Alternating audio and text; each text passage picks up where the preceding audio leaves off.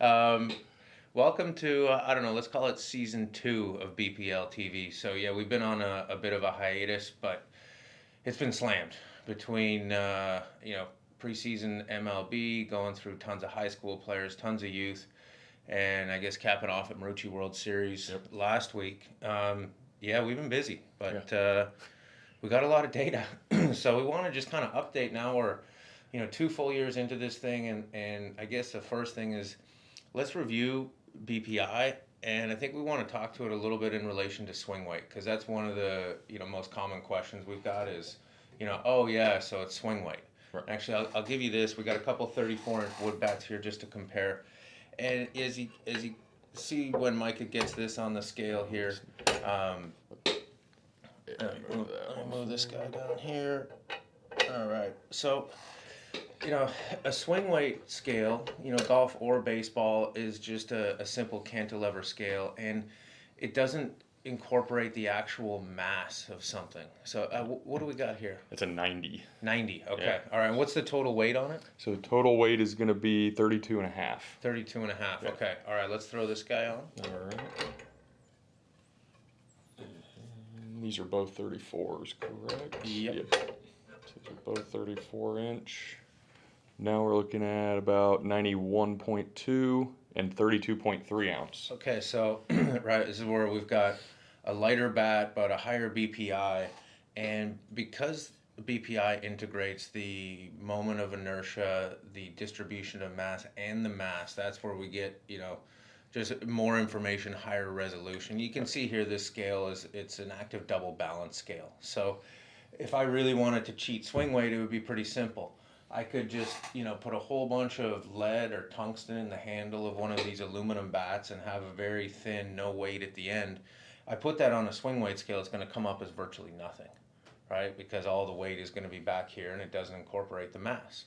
So now if we put that on the BPI scale, it'll be a little bit lower BPI because that center of mass is pushed to the hands.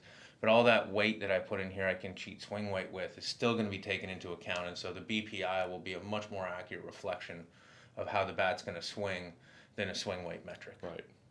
So from a baseball standpoint, it's crazy because we're going up in one BPI, but we're going down in weight. Right. So for me as a baseball player, I'm like, okay, a 34, 32.3 and a 32.5, well, 32.5 is harder to swing. Well, that's and I guess that's probably why it's been so interesting now that we've got in-game data, at the highest level and looking at the changes that have happened. Mm-hmm. So let's start to work our way through. So BPI is a scale of 1 to 100. Right. 1 is the littlest T-ball bat, and the 100 is. Yeah, Nelson Cruz, 36, crazy big bat. Yeah. So basically complete bookends of the spectrum, and then as the numbers fall in between, that gives us an idea, almost like a percentile ranking of how much energy it takes to move that bat. Right. We'll get into some of the MOI comparisons later. That's a deep dive. We might need to call in Sasho for that.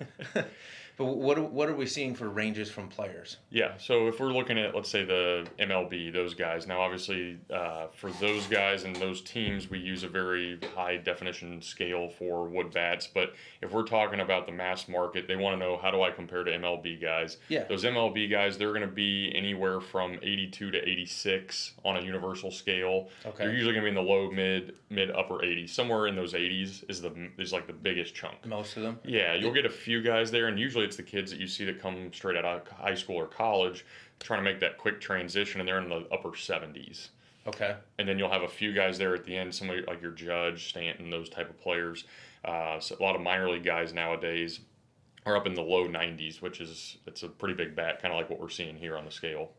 Right. Now, so let's go, so we got most of the people in sort of in the 80s range. Yeah, like mid-80s. And is that, what lengths is that across? 33 and it's a half? usually 3.5, 34. Okay. Those are the two most popular. And then if I go way up into the 90s, what about, have we got any smaller guys that are performing best with high BPIs? Yeah, actually. Okay. We got a couple that have been in the lab. Right. A couple we've tested off-site. We can't talk about that. Right, We can't talk about that guy. Yeah, no. But yeah, so we'll see that. And I know we've talked about, which we'll go into this as well, but sometimes just the way it helps our body move. And I think that's what we're seeing with some of those smaller guys. Right, and then at the same time we've got one. You guys have probably seen this bat on TV or in the home run derby, but we've got one of, if not the lightest BPIs with arguably one of the Right. highest Yeah. horsepower players Yeah. in MLB, and on a little bit of a cooler now, but he's been having a career year. Yeah. Yeah. So it's super interesting, some of the results, and as we get a chance to go through, a lot of it is almost things we can't quantify: the human response, the human perception, Right. and in those two instances specifically, looking at change in wrist release mechanics that were polar opposites to what would be commonly expected. Yeah. All right, so we're mid 80s, so universal scale here.